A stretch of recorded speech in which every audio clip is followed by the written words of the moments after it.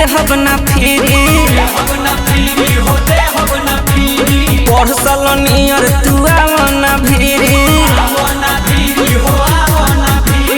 अशोक के होली में देहब ना फिरी परसल नियर तू आवना भिरी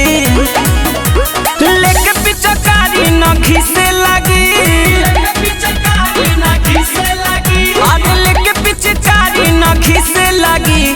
फीसे लगी देवरू फीसे लगी अढोरी रंगाई तो सभी से लगी फीसे लगी देवरू फीसे लगी ढोरी रंगाई तो सभी से लगी आय हाय आय हाय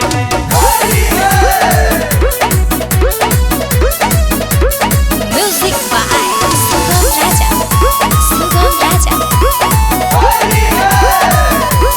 हाँ हाँ पिचकारी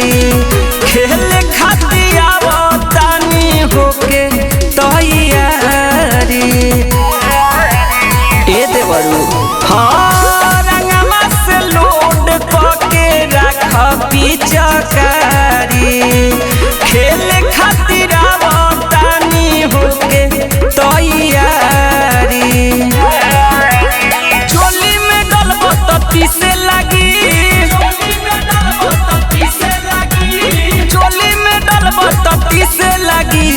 फीसे लगी देवरू फीसे लगी अठोरी रंगाई दस बीस लगी फीसे लगी देवरू फीसे लगी ढोरी रंगाई दस बीस लगी आय हाय आय हाय ढोरी रंगाई दस बीस लगी म्यूजिक बाय सुगम राजा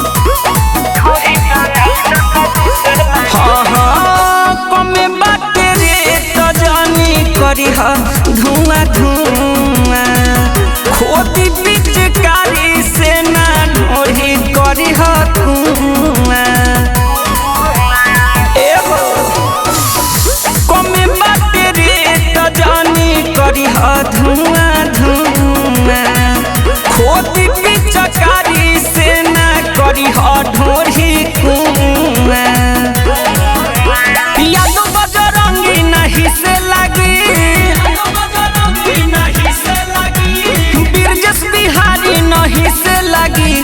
फीसे लगी देवरू फीसे लगी अठोरी रंगाई दस बीस लगी फीसे लगी देवरू फीसे लगी